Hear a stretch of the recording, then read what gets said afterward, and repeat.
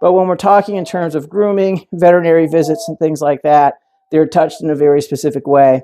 And some of it can be considered obtrusive. So we want to make sure that he understands that he's not going to, no one's going to hurt him, that he's going to be okay when it comes to having clippers, scissors, brushes, nail trims, and things like that. So what we're going to do today is just go through all the things that we do when we handle these young guys. We like starting them super early. We like starting them when they're as young as when we were breeding dogs, we were handling them physically from the time they were born until after they had gone into their new homes.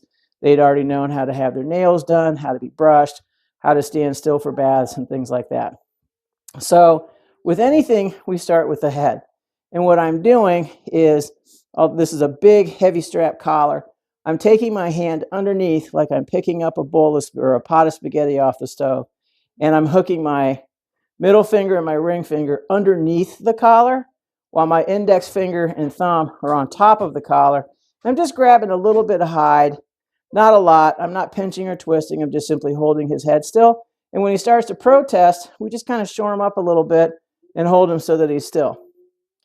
Then what we're doing is we're going to look in each ear, because these fuzzy guys, they have a tendency to collect moisture in those ears.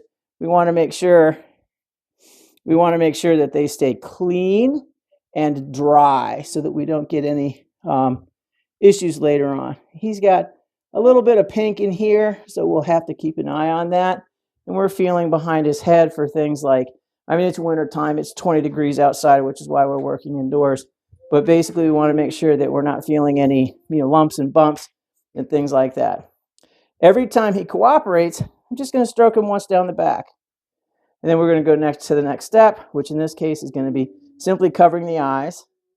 And then I'm going to stroke him down the back. And the reason we do that is because, again, these hairy guys, they have a tendency to get bad eye boogers. So we want to make sure that we can get in there and clear them without them having too much of an issue with it. Good lad.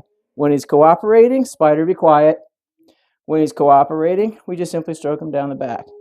Cover the eyes, stroke him down the back. Cover the eyes, lift the lips, stroke him down the back. And the reason we do that is because every time he goes to the vet, you can see him opening his mouth on my hand, right? So basically, I'm going to rest my hand there, or rest my thumb at the corner of his mouth. He can chew on himself. When he realizes that doesn't make the hand go away, he stops, cover the eyes, lift the lips, stroke the back. Good dog. So what we want to do is lift the corners on both sides so that we can get a tooth count. These tiny dogs have a tendency to retain their deciduous teeth as they start shedding teeth, which he'll start probably in the next 4 or 5 weeks or so.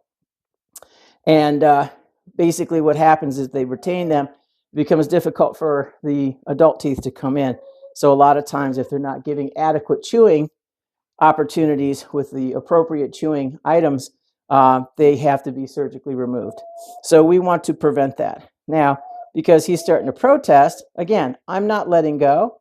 The lesson is deal with it, right? I don't have to beat him up, but by the same token, I don't have to capitulate to his demands to be released either. Now, again, he's whining because he doesn't like being held, and all I'm doing is holding fast. Good. When he's quiet, stroke the back. Now, we're just going to simply move down each front leg. He does have dew claws. They're at the side of the pastor. And I'm going to simply squish every toe. I'm not letting go until he relaxes. He can stand if he wants, as long as he's not actively protesting.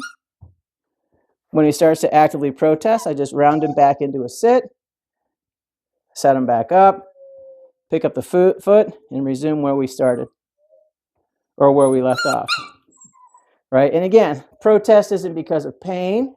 The protest is simply because he doesn't want to be restrained. And this is actually the lesson. It's not about let me touch you. It's about that to a degree. But what it's about is teaching the dog that he's not allowed to protest. I can restrain him actively. He's not allowed to fight. And all we're doing is basically making it easy for him to succeed by simply going through everything anyways.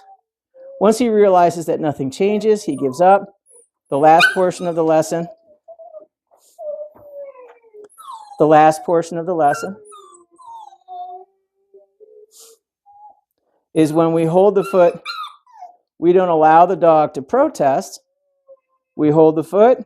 When we're done, we put the foot back down. He's not allowed to jerk it out of our hands. Now I'm simply going to transfer my grip so that the collar and the puppy's head are in my left hand. And we're simply going to do the exact same thing to the other foot. You noticed it was a zero-sum game with foot A. Good dog. Very nice. Very good. So now, because he has 2 remaining feet, I'm going to hold him up and go to the outside and do his left hind leg. And then on the inside of his hind legs to grab the right hind leg and do the same thing to it. Good doggy. Very nice. Yay, see? And you didn't die. You didn't die. It was actually kind of nice.